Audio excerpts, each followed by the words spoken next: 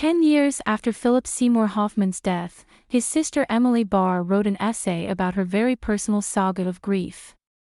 Hoffman, who was found dead of an accidental drug overdose in his Manhattan apartment in February 2014, was remembered by his younger sister as a cuddly person who was able to take them away from the chaos of our house while growing up.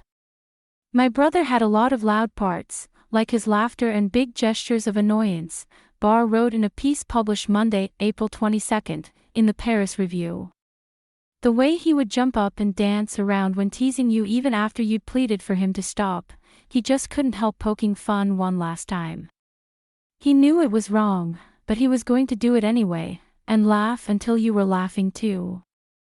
Immediately after her brother's sudden death, Barr began diligently searching her local library for every periodical that even mentioned him, which wasn't an unfamiliar habit.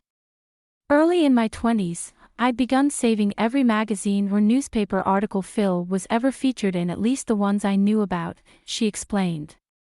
"I even had all his interviews on VHS. And here were the final magazine stories detailing his life cut short." As Barr began her collection, however, the purpose began to shift.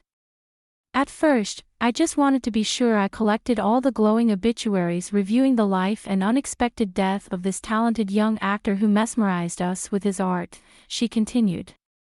"But then I became obsessive. Even the weekly TV guide put his name in the crossword 15 down, 20 letters, Oscar overdose. I added it to my pile." Barr noted she didn't want to read these articles, but she also wanted to make sure they didn't get in the wrong hands either. "I didn't want children cutting them up in class next year," she wrote.